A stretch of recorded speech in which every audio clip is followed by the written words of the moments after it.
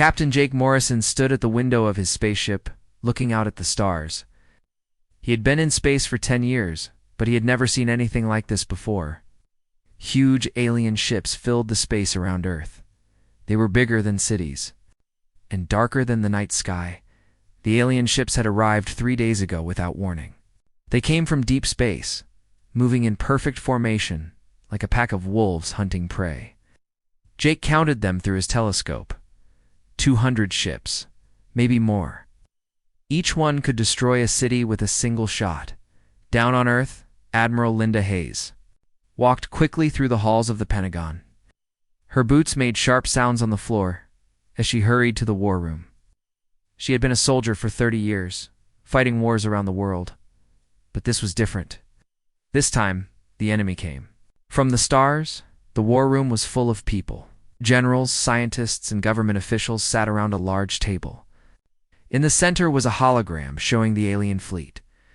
The ships hung in space like giant metal spiders waiting to strike. "How many ships do we count now?" Admiral Hayes asked. 212, ma'am," replied Colonel Dan Foster. He was young for his rank, but he was the best pilot Earth had. They're not moving, just sitting there, watching us. Dr. Kevin Roberts adjusted his glasses and looked at the alien ships on the screen. He was Earth's top expert on space and alien life. For years he had wondered if humans were alone in the universe. Now he had his answer, and he wished he didn't. "They're waiting for something," Dr. Roberts said. "These ships are built for war. If they wanted to attack, they would have done it already." President Maria Santos entered the room. Everyone stood up as she walked to her chair. She was tired, and the last 3 days had been the longest of her life. But what could anyone do against ships from space? "What do we know about them?" the president asked. Dr. Roberts opened his tablet and began to read. "The ships are made of metal we don't recognize. They use energy we don't understand. Our satellites can't get close enough to scan them properly. Every time we try, they push our machines away with some kind of force field." Lieutenant Commander Paul Mitchell sat in his chair aboard the space station New Horizon. The station orbited Earth, watching for danger from space. For 15 years, Paul had stared at empty space, looking for threats that never came. Now, the biggest threat in human history was right in front of him. Through the station's windows, Paul could see the alien ships. They were so big that they blocked out entire sections of stars. Their hulls were smooth and black, like metal that had been polished until it shined. Strange lights moved across their surfaces in patterns that hurt his eyes to watch. Sir called Sergeant Lisa Cooper from her station. "We're getting a signal." Paul turned to look at her. "What kind of signal?" "It's coming from the biggest alien ship, the one in the center of their formation." Paul felt his heart beat faster. "Put it on the main screen." The screen flickered, then showed the face of something that was not human. The alien had gray skin and large black eyes. Its head was bigger than a human's, and it had no hair. When it spoke, its voice was cold and mechanical. "People of Earth," the alien said, "I am Fleet Commander Zexai of the Galactic Council. We have come to deliver a message to your species." Down in the Pentagon war room, everyone watched the same message. The alien's face filled the big screen at the front of the room. Santos gripped the arms of her chair so hard her knuckles turned white. "Your species has reached the stars," the alien continued. "You have built ships that can travel between worlds. This makes you a concern to the Galactic Council." Admiral Hayes leaned forward. "A concern?" The alien's black eyes seemed to look right at her through the screen. "Humans are violent. Humans are unpredictable. Humans cannot be trusted to exist freely in the galaxy. You have 2 choices." The room was completely quiet. Even the air conditioning seemed to stop making noise. "You can surrender your independence and accept Council rule. We will allow your species to continue existing under our guidance. You will give up your weapons and your ships. You will do as we command." Dr. Roberts felt sick to his stomach. Everything he had dreamed about, meeting aliens from space, was turning into a nightmare. "Your second choice," the alien said, "is death. We will destroy every human on Earth and every human ship in space. Your species will be forgotten, like the 100 others who chose to resist us. The message ended. The screen went black. For a long moment, nobody said anything. President Santos was the first to speak. "How long do we have?" Colonel Foster checked his computer. The message included a countdown timer. 72 hours. 3 days, Admiral Hayes said quietly.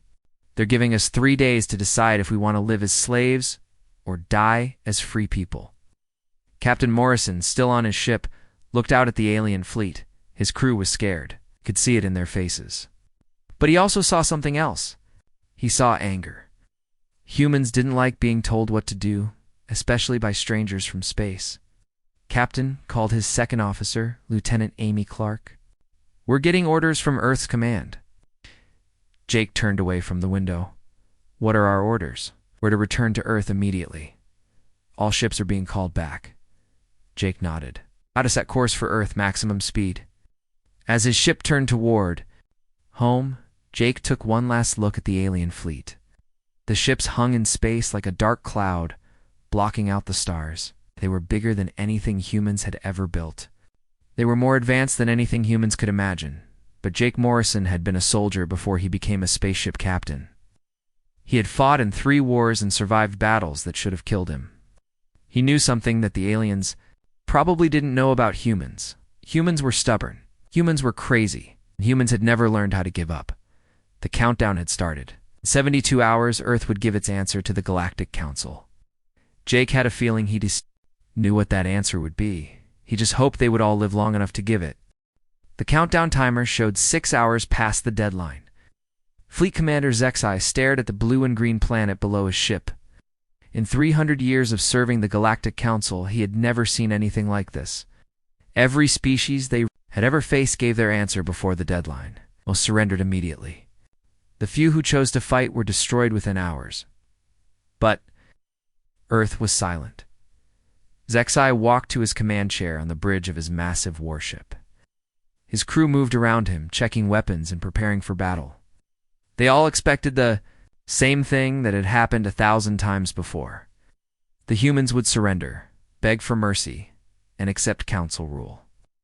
Commander called his tactical officer. "The humans still have not responded." Zexai's gray skin grew darker. "This was not normal. Are their communication systems working?" "Sir, they are sending messages to each other constantly. They just are not talking to us." Down on Earth, General Richard Stone stood in the command center deep under a mountain. The room was filled with computer screens showing every military base. On the planet, soldiers around the world were getting ready for the biggest fight in human history. "Status report," General Stone said. Major Bill Jackson looked up from his computer. "All fleets are in position. The European fleet is guarding the Atlantic. The Asian fleet is protecting the Pacific. The American fleet is spread between both oceans." General Stone nodded. The plan was simple. Earth's military had spent the last 3 days preparing for war. They moved every ship, every plane, and every soldier into fighting positions. If the aliens wanted Earth, they would have to fight for it. "What about the orbital defense platforms?" "Online and ready, sir. The 50 stations in orbit around Earth. Each one has enough firepower to destroy a city." General Stone looked at the main screen. It showed the alien fleet hanging in space like a dark cloud. Earth's defenses looked tiny compared to the massive alien ships. But sometimes David beat Goliath in a secret laboratory under the Swiss mountains. Engineer Tracy Adams worked on humanity's most important project. She had not slept in 48 hours. Her hands shook as she made the final connections on a machine that could save or doom the human race. The quantum disruptor was based on technology that humans had only dreamed about 6 months ago. When the Council first made contact, Earth scientists had worked day and night to understand alien technology. Could not build ships as big as the Council's, could not make weapons as powerful. But they had found something else. Tracy called Dr. Ben Parker from across the lab. "The power readings are stable. I think we're ready." Tracy wiped sweat from her face. "Are you sure this will work? The computer models say yes. The quantum field should disrupt their shield technology, but we have never tested it on this scale." Tracy looked at the machine that filled half the laboratory. It was connected to power plants around the world through underground cables. When activated, it would use more electricity than some countries used in a year. If it failed, Earth would have no other surprises for the aliens. Captain Morrison sat in his command chair. Aboard the ESS Defiance, his ship was one of 50 that formed Earth's first line of defense. They hung in space between the alien fleet and Earth, like a thin wall trying to stop an ocean. Captain called Lieutenant Amy Clark. "We're getting a message from Earth Command." Turned to look at her. "What are our orders?" "Admiral Hayes wants to speak with you directly." The main screen flickered, then showed Admiral Hayes sitting in the Pentagon War Room. Her face was serious, but Jake could see something else in her eyes. Determination. "Captain Morrison," she said, "in 5 minutes, you are going to receive a transmission from the alien fleet. You are authorized to respond on behalf of all human forces." Jake felt his heart beat faster. "What am I supposed to tell them, ma'am?" Admiral Hayes smiled. It was not a happy smile. It was the smile of a warrior getting ready for battle. "Tell them what every free human would tell them, Captain." The transmission ended. Jake looked around his bridge at his crew. They were scared, but they were ready. Lieutenant Clark had been with him for 3 years. Sergeant Mike Torres had saved his life twice in previous battles. Corporal Nancy Webb was the best pilot he had ever seen. "Sir," called Corporal Webb from her station. "Incoming transmission from the alien fleet." Jake straightened his uniform and stood up, put it on screen. Fleet Commander HFY appeared on the screen. His black eyes looked directly at Jake. "Human ship, I am Fleet Commander HFY. Your deadline has passed. Where is your surrender?" Jake looked at the alien commander for a long moment. Behind HFY, he could see the bridge of the alien ship. It was huge and filled with creatures he had never seen before. They all stared at him, waiting for him to beg for mercy like every other species had done. Instead, Jake Morrison did something that no one in the galaxy expected. He smiled. "Commander HFY," Jake said in a clear, strong voice. "This is Captain Jake Morrison of the Earth Space Service. We received your ultimatum, and we have an answer for you." "Good," HFY said. "You have chosen to surrender." "No," Jake said. "We refuse." The silence that followed seemed to stretch across the entire galaxy. On the alien ship, HFY stared at the human captain as if he had said something impossible. Behind him, his crew stopped working and turned to look at the screen. "You refuse?" HFY asked. "That's right," Jake said. "Earth will not surrender. Earth will not become your slave. If you want our planet, you'll have to take it from us." On 100 worlds across the galaxy, alien slaves watched their communication. Screens in shock. The humans had actually said no to the Galactic Council. No species had ever refused the Council's ultimatum and lived to talk about it. HFY. Grayskin turned almost black with rage. "You cannot resist the Council. We have destroyed civilizations older and more advanced than yours." Jake's smile grew wider. "Maybe you have, but you've never fought humans before." The transmission ended. Jake sat back down in his chair and looked at his crew. They were all staring at him with expressions of shock and pride. "Well," he said quietly, "I guess we're going to war." Lieutenant Clark checked her instruments. "Sir, the alien ships are moving into attack formation.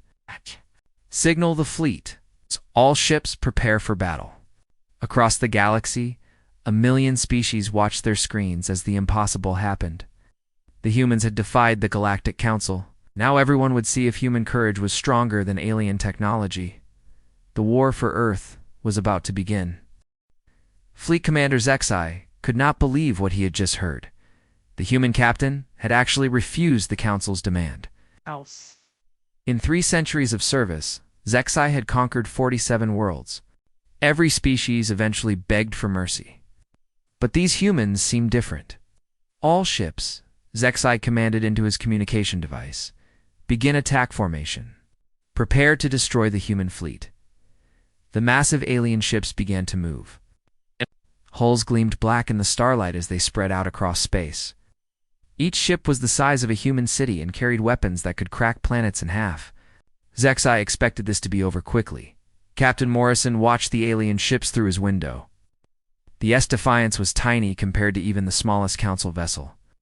His ship could hold 300 people. The alien ships could hold 300,000. All human ships, Jake said into his radio. This is Captain Morrison. Remember your training. Stay fast, stay smart, and make every shot count. Lieutenant Amy Clark looked up from her controls. Sir, the aliens are charging their main weapons. Energy readings are off the charts. Jake nodded. Signal the fleet. Execute Plan Alpha. 50 human ships suddenly scattered in all directions. They moved like a school of fish avoiding a shark. The aliens had expected them to form a battle line and fight ship to ship. Instead, the humans spread out across thousands of miles of space. On the space station New Horizon, Lieutenant Commander Paul Mitchell watched the battle begin. His station was armed with the most powerful weapons Earth had ever built. But compared to the alien fleet, it was like a mouse fighting elephants. Sir, called Sergeant Lisa Cooper. The aliens are firing. Beams of energy as thick as buildings shot out from the council ships. They moved at the speed of light, crossing space in seconds. Where they hit, human ships disappeared in bright flashes of fire and metal. But the humans were not staying still. Captain Morrison's ship dove under an alien energy beam, then fired its weapons at the enemy's hull. The shots bounced off harmlessly, but that was not the point. The point was to make the aliens angry and confused. General Stone watched the battle from his command center deep underground. Red lights flashed on his screens as human ships were destroyed. In the first 5 minutes, Earth lost 12 vessels. But the aliens were having problems too, Sir, reported Major Jackson. The enemy fleet is breaking formation. They're chasing our ships individually instead of working together. General Stone smiled grimly. That was exactly what they had hoped for. The Council was used to fighting enemies who stood still and traded shots. They did not know how to fight an enemy that refused to play by their rules. Engineer. Tracy Adams watched the battle through cameras mounted on satellites. Her quantum disruptor was ready, but she needed to wait for the right moment. The device would only work once. If she used it too early, the aliens would adapt and find a way around it. Tracy called Dr. Parker. The alien ships are spreading out. This might be our best chance. Tracy shook her head. Not yet. We need them closer together. High above Earth, the battle grew more intense. The alien ships fired their massive weapons again and again, but the human ships were too fast and too unpredictable. Captain Morrison led his squadron through the alien formation like wolves attacking a herd of cattle. Amy Jake called to his tactical officer. Target their sensor arrays. I want them blind. The ESS Defiance fired a spread of missiles at the nearest alien ship. The weapons were too small to damage the hull, but they could destroy the sensors and communication equipment. On the outside, if the aliens could not see or talk to each other, they would be easier to confuse. Lieutenant Commander Mitchell felt his space station shake as alien fire struck the shields. The energy barriers around New Horizon glowed bright blue as they absorbed the attack. Return fire, Mitchell ordered. All weapons. New Horizon's guns fired streams of metal bullets at near light speed. The projectiles struck an alien ship's hull and actually punched small holes in the armor. It was the first real damage any human weapon had done to a council vessel. On the alien flagship, HFY stared at his tactical displays in growing confusion. His ships were faster and more powerful than the human vessels. His weapons could destroy entire cities. But somehow, the humans were winning. Commander called his weapons officer. We have lost contact with 7 ships. Humans have blinded. They're sensors. How is this possible? HFY demanded. These primitives should have been destroyed in the first attack. The tactical officer looked nervous. Sir, they are not fighting like any species we have encountered. They do not try to match our firepower. Instead, they use speed and unpredictable movements. Zex's black eyes grew darker. Humans were making him look foolish in front of the entire galaxy. Every species that served the Council was watching this battle. If word spread that humans could resist Council forces, other worlds might try to rebel. Captain Morrison's ship spun through space, dodging energy beams that could vaporize mountains. His crew worked with desperate efficiency, firing weapons and adjusting course every few seconds. Jake called Corporal Webb from the pilot's seat, taking us through their formation again. "Do it," Jake replied. "Amy, target the big ship." In the center, that's their commander. The ESS Defiance dove towards HFY's flagship like a bullet aimed at a giant's heart. Alien weapons fired from all directions, but Webb flew the ship through the deadly energy like a dancer avoiding raindrops. They fired everything they had at the flagship's bridge. Missiles, energy weapons, and metal projectiles struck the alien ship's hull. Most bounced off harmlessly, but some found weak points in the armor. Deep inside Zex's ship, lights flickered and alarms began to sound. The human attack had damaged some of the ship's systems. It was not serious damage, but it was damage that should have been impossible. Commander called his engineering officer. "Hull breach on deck 47. The humans have actually damaged our ship." Zexai felt something he had not experienced in centuries. Fear. Not fear of death, but fear of failure. The Council had sent him to crush a primitive species. Instead, these humans were making his fleet look like fools. Admiral Hayes watched the battle from Earth. Her ships were outnumbered 4-1. But they were still fighting. More importantly, they were learning. Every attack taught them something. "New about alien technology, ma'am," reported Colonel Foster. "Captain Morrison's squadron has disabled the sensors on 15 enemy ships. They're flying blind." Admiral Hayes nodded. The plan was working. Earth could not win through superior firepower, but they could win through superior tactics. The aliens were like a giant with poor eyesight trying to swat flies. The battle continued. To rage in space above Earth, human ships darted between alien vessels like tiny fish swimming among whales. Some were caught and destroyed by the massive energy weapons. But others survived, and with each passing minute, they learned more about how to hurt their enemies. The galaxy watched in amazement as the impossible happened, as the humans were not just surviving the Council's attack, they were fighting back. 3 hours had passed since the battle began. Fleet Commander Zexai stood on his bridge, watching displays that showed something impossible. His massive fleet was losing ships to tiny human vessels that should have been destroyed in the first attack. 12 Council ships had lost their weapons. 8 more had lost their engines. 3 had been completely destroyed when human fighters found weak points in their armor. This was not supposed to happen, Commander called his communications officer.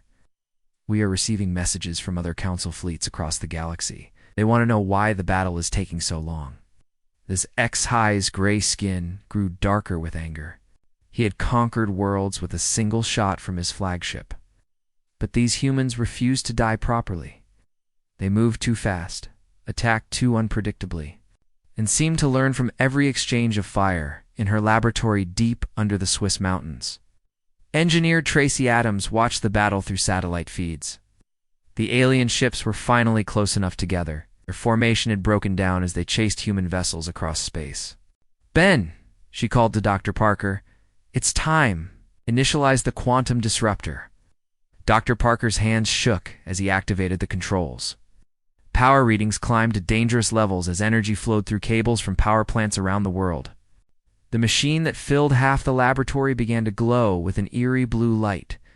"Tracy," Dr. Parker said nervously, "the power levels are beyond anything we've tested. If this doesn't work, we might overload every power grid on Earth." Tracy looked at the screens showing the space battle. More human ships were being destroyed. Every minute. If this doesn't work, there won't be an Earth left to worry about. Captain Morrison felt the ESS Defiant shake as enemy fire struck their shields. His ship had been fighting for 3 hours without a break. The hull was damaged, the engines were running hot, and half his weapons were offline. Jake called Lieutenant Amy Clark. "We've got a problem. The aliens are starting to work together again.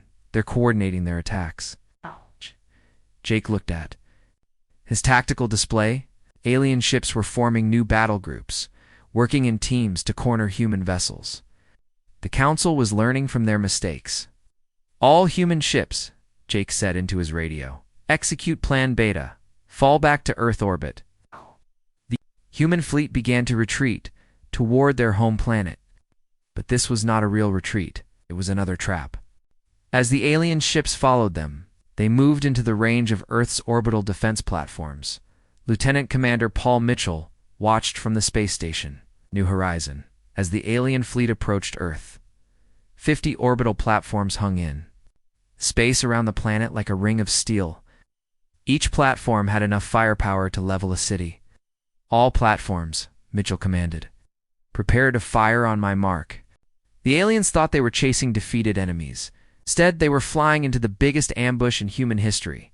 General Stone watched from his underground command center as the alien fleet moved toward Earth. Red dots on his screen showed enemy ships entering the defensive grid. Everything depended on perfect timing.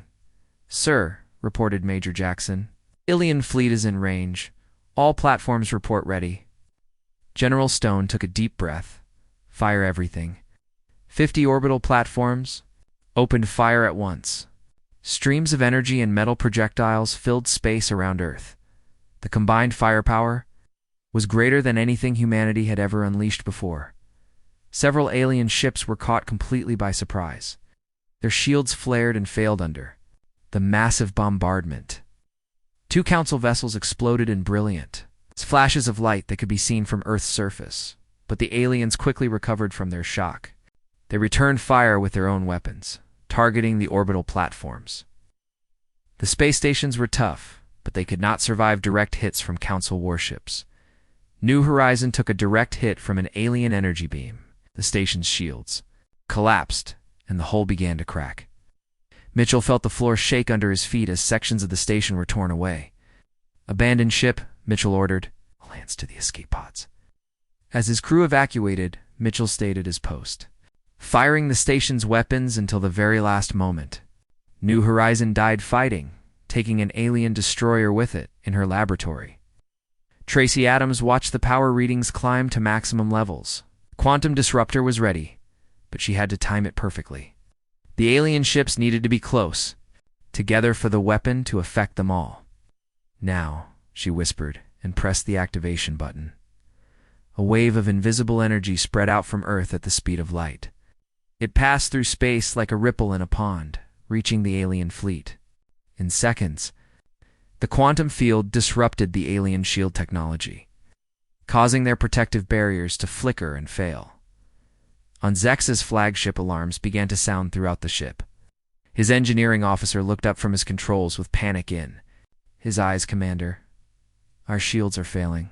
All ships are reporting the same problem." Zex's eyes stared at his displays in disbelief.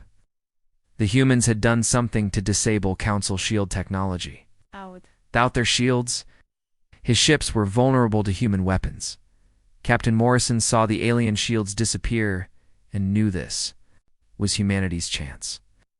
"All ships, concentrate fire on the flagship. Take out their commander." The remaining human vessels attacked Zex's ship from all directions.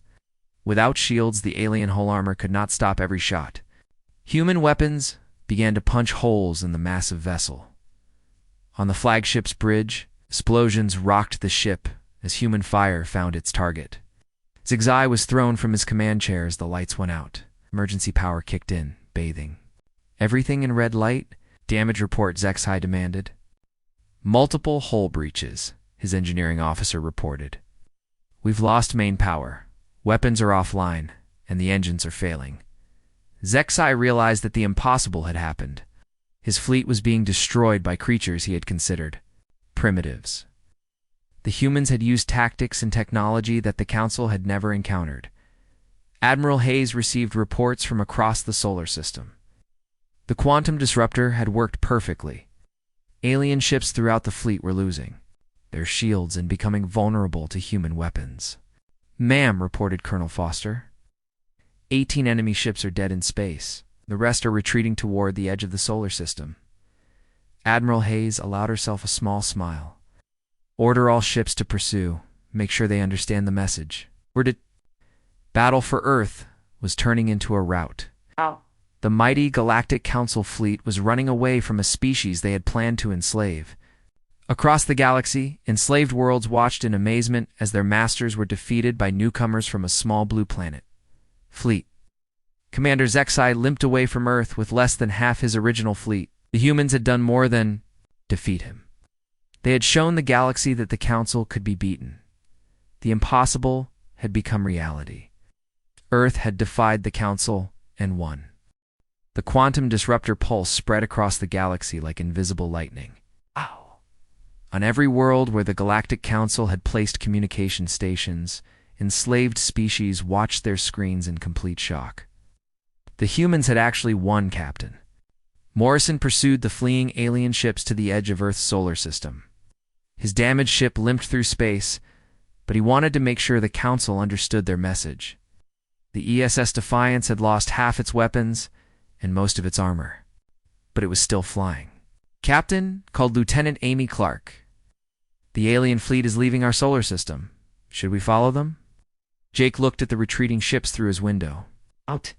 Less than half of the original Council fleet was escaping. The rest were either destroyed or floating dead in space around Earth. "No," Jake said quietly. "Let them go. But make sure they know we could follow if we wanted to." The ESS Defiance fired one last shot into empty space, a warning that echoed across the stars. The message was clear. Earth would defend itself against any threat. On the planet Kaplorfor to be. A slave named Torvin watched the battle reports with tears in his 4 eyes. His people had been conquered by the Council 300 years ago. They had been told that resistance was impossible, that the Council could never be defeated. But the humans had proved that. Wrong.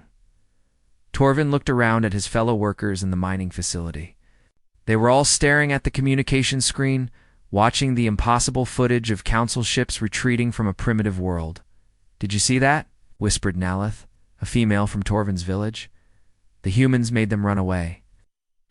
Nodded slowly. "If the humans can do it, maybe we can too." Across the galaxy, similar conversations were happening on 1,000 worlds. Species that had given up hope were suddenly talking about freedom again. The Council's greatest fear was becoming reality. The humans had given the galaxy something dangerous: hope. Admiral Hayes stood in the Pentagon war room, looking at reports from around the solar system. Earth had won the battle, but the cost had been enormous. Half of humanity's space fleet was gone. 12 orbital defense platforms had been destroyed. Thousands of brave men and women would never come home, but they had won. Against impossible odds, Earth had defeated the most powerful military force in the galaxy, reported Colonel Foster. "Receiving messages from across the galaxy. Other species are asking if the reports are true. They want to know if we really defeated a Council fleet." Admiral Hayes thought carefully before answering. Earth had won one battle, but the war might just be beginning. The Council ruled thousands of worlds and commanded millions of ships. They would not accept this defeat quietly. "Tell them the truth," she said finally. "Earth will not bow to tyrants, and any species that wants to be free is welcome to join us." Dr. Kevin Roberts sat in his laboratory, analyzing the wreckage of alien ships that had been recovered from the battle. The Council technology was advanced, but it was not magical. Humans could learn from it, improve upon it, and build better. "Defenses, Ben," he called to Dr. Parker. "Look at these shield generators. They're powerful, but they all use the same frequency. That's why our quantum disruptor worked so well." Dr. Parker examined the alien technology with wonder.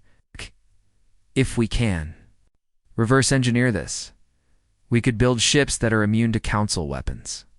Dr. Roberts smiled. "Then we better get to work. Something tells me we're going to need better ships soon."